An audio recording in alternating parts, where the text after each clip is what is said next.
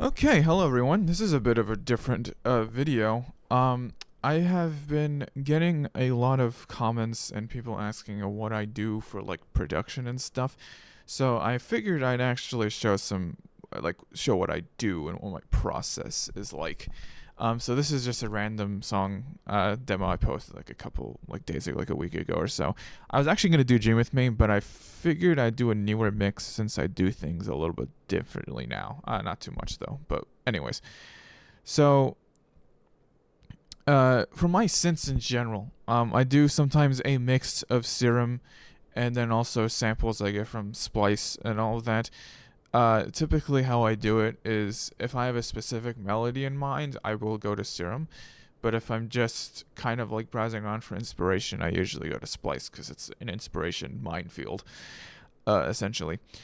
So how I typically build my songs actually is typically for the most part always with some kind of sample, whether that be a drum loop, synth line, or whatever. I do sometimes have main riffs in mind, usually like sometimes when I'm building a song, but I usually always start with a synth intro.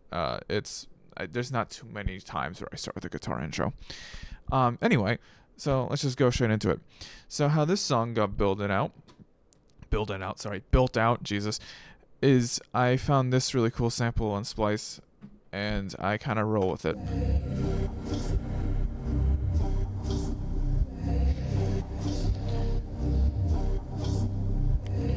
So I went with that, and how I typically have this layered out here.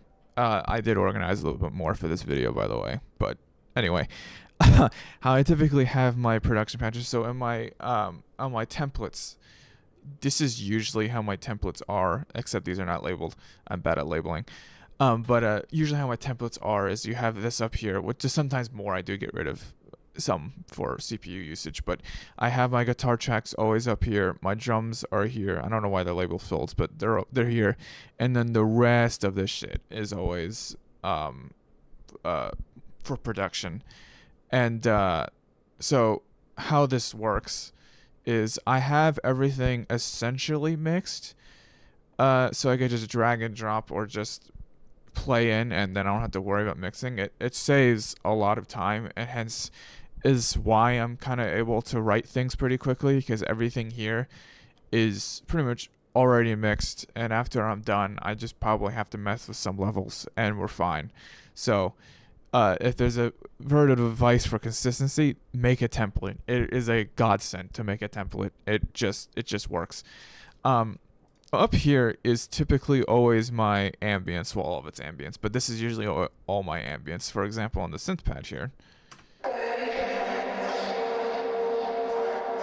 I am using a control hub here, and it's essentially using a George Lever preset, and it's just like a lo-fi preset, add a little bit of reverb, and I essentially do that for all of these, and that's kind of how it works. Portal's on here in case I want it for some reason, but these are typically, it's how all of these tracks are mixed. And then you go over here, this guy. This track is essentially for my intros. This is like kind of like the two ones I use, and also George Lever preset. Again, Control Hub's really good for presets, so that's usually what I use. I have a limiter on, a little bit of reverb, some EQ and stuff, and all that jazz. This is Jesus Christ, sorry. This is typically my electric drum kit set. I forget where it is. I think, if I'm not mistaken, am I side chaining? I think I'm side chaining this to the bass track, if I'm not mistaken. Just to get that cool pumping effect. Here is literally what it says. My hats. I pretty much use the same hat samples for everything. This specifically is used in almost every single one of my songs. Same thing with this one. There's really no reason to change them. Sometimes I'll find something cooler and I'll use it, depending on the song, of course. But I typically just use those two, and they're just perfect. and it just gives the riff like a little bit more depth.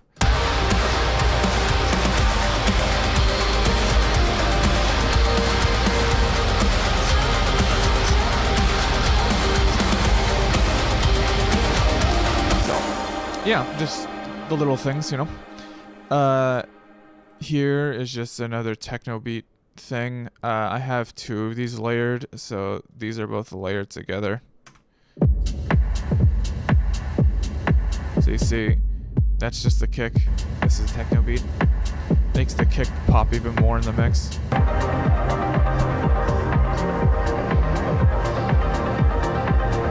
Once again, the small things. Over here is a synth ARP, and so there's two instances of this synth ARP. There's this one, which is essentially just a little bit louder in the mix. Just to make it pop up more. And then over here it's the same one. You probably, you're not gonna hear much of a difference if it's soloed, but it's essentially more distant in the mix, so it's more of an ambience thing than a more in-your-face thing. Seems like more in the background here too.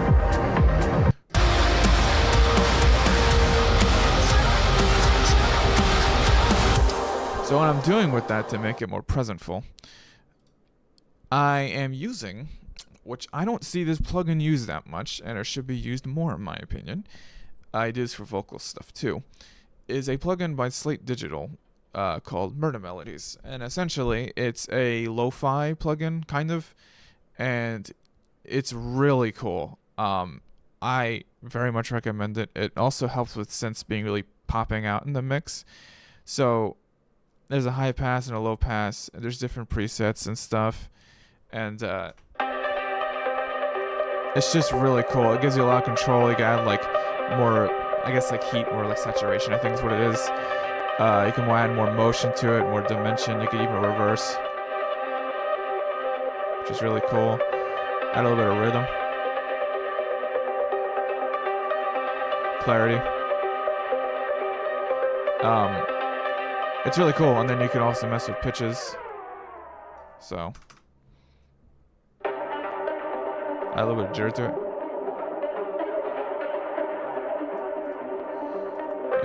It's really cool. Spread, which is essentially just more dimension in the mix and add more mono, or add more like stereo width essentially. But without this on, this is what it sounds like with. Sounds like without.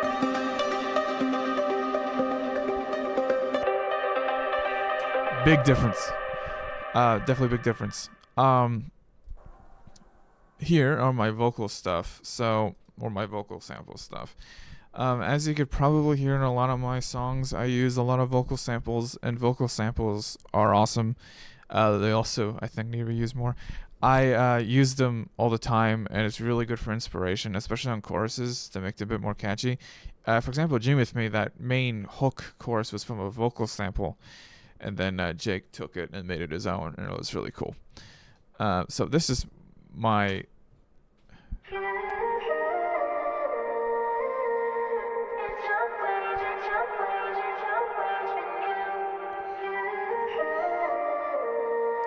So this is an octave blend with the Murder Melodies too.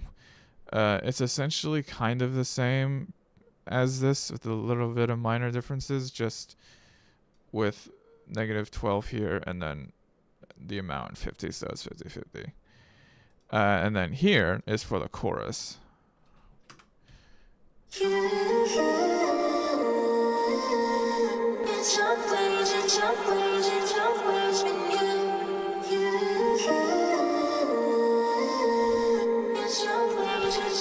So as you can hear, it's a bit more presence, a lot more presence in the mix, and less lo-fi. Yeah, it's essentially the same. It's just the low pass is less utilized, and it's just overall more in your face.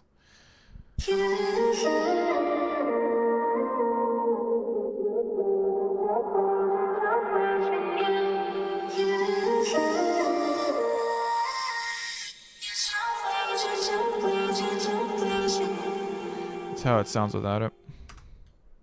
Okay.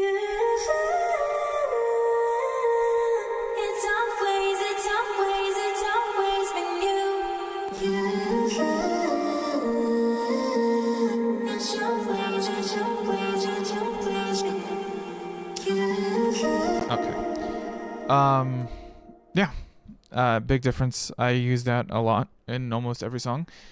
I use Mirror Melodies and it's a really, really, really good plugin for production and spicing up your mixes. It's really cool. Other stuff here, risers, kind of self-explanatory. I don't really have to explain that. Impacts. Okay, so this gets more interesting. So, another thing people ask me is how the hell do you get your giant fucking booms in your mix? 5 big booms. So I have two. They're both the same impacts. I also use the same impacts in like every song. I've been doing that for years. But they're mixed differently. So this impact here. This impact is more for just transitions and doesn't hit as hard. So this is for like going into choruses or going into like a riff essentially, and it's a bit more EQ'd, mixed, and compressed. Still a limiter on it, but it's still like a little bit of reverb too, and it's just more of an accent, so it doesn't hit as hard. And this is my big boy impact essentially, and yeah, it's a bit ridiculous. Essentially what it is, there's nothing on it besides a limiter. So I'm not EQing a single thing. The only thing I'm doing is limiting the fuck out of it, which essentially makes it sound huge, but it's not clipping. So that's how I could get away with it. So let me give you an example. So here's just like here's like how the normal impact is just for a chorus. Give like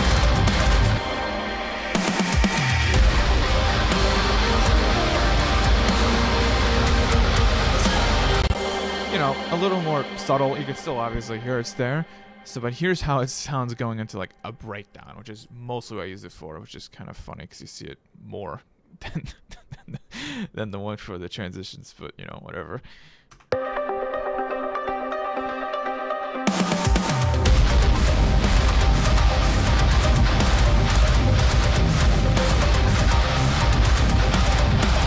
This one.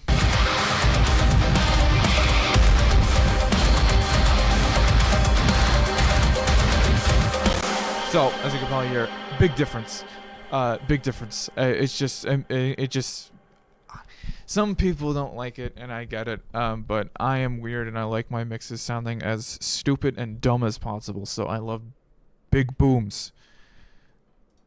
So here is, this is just another riser impact. It just essentially just goes into the,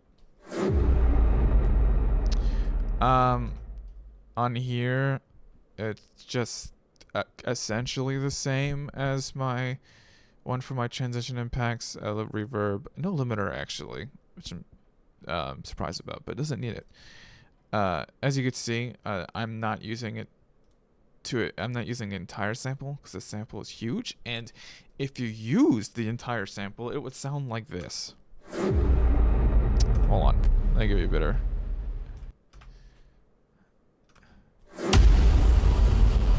Way too boomy. And that does clip for obvious reasons, but way too fucking boomy. If you had that in the mix, it'd be ridiculous.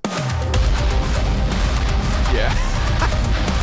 So, hence why for breakdowns, I'll sometimes extend it to make the breakdown hit a little bit harder and not use it as much for choruses. But yeah, that's all my production elements. Since we're here, I guess I'll talk about my other things in here and how I do things, about like tone and all that.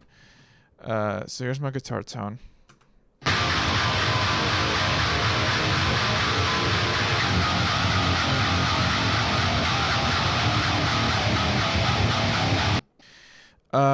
Yeah, for this song I'm using my Squier baritone.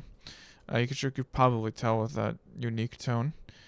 On the tone, I've been using Gojira. I've been using Gojira for years, and I don't actually even own another Neural DSP plugin. Actually, this is all I own, and I haven't had the need to own anything else because it's pretty much as good at everything. Yeah, I've been using this preset for a long time. If I'm not mistaken, I think it's based on one of the Bleed from Within presets, and I have been using it forever. Overdrive here, EQing a little bit just to make the mids pop up more.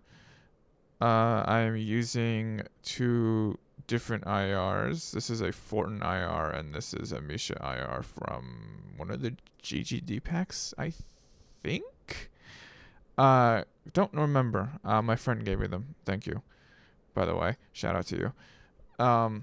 Yeah, I've been using that for a while, ever since he gave them to me.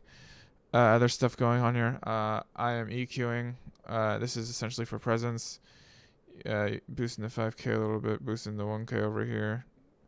Yeah, it just helps with presence and stuff. I'll give you an example I'll give you an example how it sounds without it. Hold on.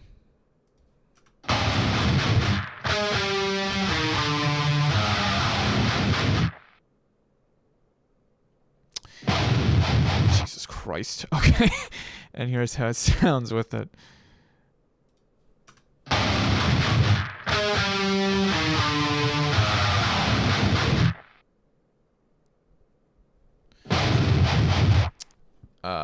Yeah. Other things I'm using, I'm gonna use this section instead, so it's not as many pauses. Other things here, SEO control hub. I'm using this Lance Prank preset, Rhythm Dehonk. It's a go-to preset, and it's doing a lot. Here's what it's doing.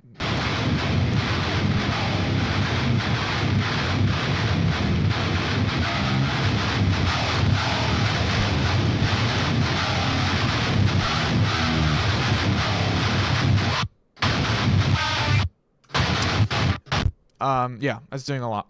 Fresh Air, really good plugin. I'm using this just to boost the mid frequencies, the high frequencies, same kind of thing. I see that throughout the whole entire guitar chain, sorry. A lot of boosting of mids and highs just to get it to fit in a mix. And yeah, Fresh Air is really good. I don't know if it's necessarily meant for guitars. It's mostly for synths and vocals, I believe, but it works pretty well for guitars. So underrated plugin, also by Slate Digital. Yeah, I use a lot of Slate Digital stuff. Yeah, bass. Okay. Oh my, I'm kind of ashamed for doing this, but this is usually what I do. So this is not a real bass. So I'm using my guitar and literally pitching it down. For actual releases, I do get my friend to help me. Shout out Emilio. Get my friend to help me program bass. I just fucking hate programming bass, so I don't do it. But yeah, it sounds like shit, I know.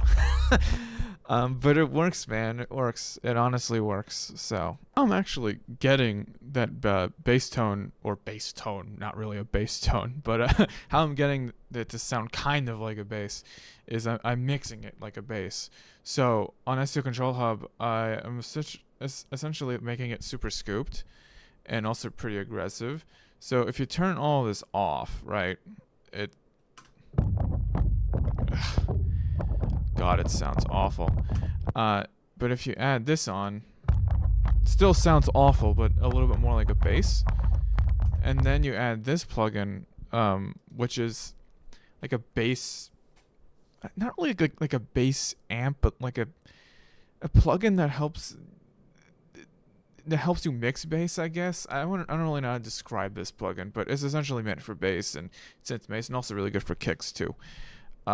And with this added, well, this is how it sounds without. Here's it with.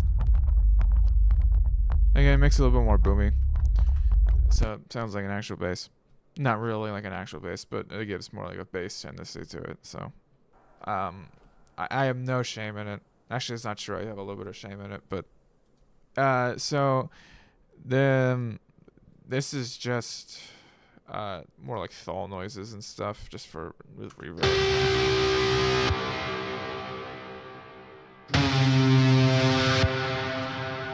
Yep. Wrong thing. Also wrong thing. This is just cleans. I do use Mike Stringer for cleans.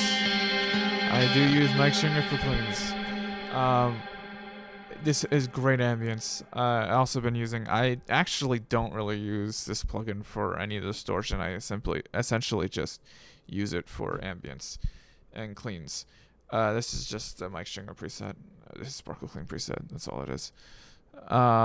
Drums. So.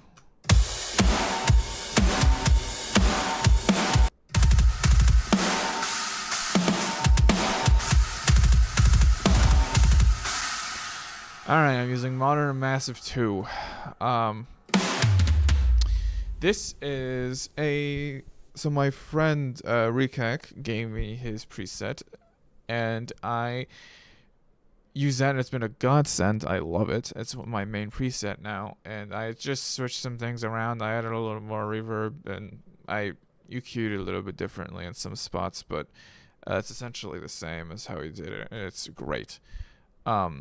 It feels nice not having to use Ode Home. I love Ode Home, and I still do love Ode Home, but the problem with Ode Home is it's clearly Ode Home when you use it, and I kind of wanted to have my own sound. So this has been great, and I love it. And then I'm using just a drum trigger, essentially, and so I have a couple of kick samples here and a couple of snare samples. These are, I think, Lance Prenka sample one-shots here. I'm using the Ode Home snare reverb just to get that a little bit in there. But here's how it sounds with the samples.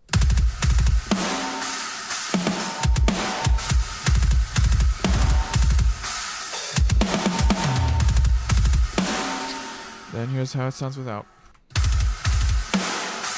Big difference. I do a lot. Specifically that kick. A lot more presence in that. Sooth 2, just to smooth out the cymbals. And then George Lever preset with a little bit of things changed here and there. But yeah, no, that's pretty much my entire workflow. Obviously different songs require different things. And I do some things differently in other songs, but that in general is my workflow. A lot of splice, a lot of synths, as you could tell. I feel like my songs are pretty half and half, like half guitar and then doing the work and half the synths doing the work. So, but no, splice is great for inspiration, truly. All these samples here, for example, are like EDM and UK garage and like house synths and stuff, and it's really cool. Yeah, like I guess my general advice for like inspiration and stuff for like synths and stuff, look at different genres. Go to different stuff. It's surprising the amount of stuff that can fit with metal. Like hyperpop is really good, garage is really good, deep dubstep is peak for that stuff. Obviously cyberpunk and all that kind of stuff, industrial goes hand in hand with metal, so makes sense, right? In terms of like other like songwriting advice stuff here, how I write typically is I do everything in order. So even if I have like an idea for this like breakdown over here, which this did come first before the chorus.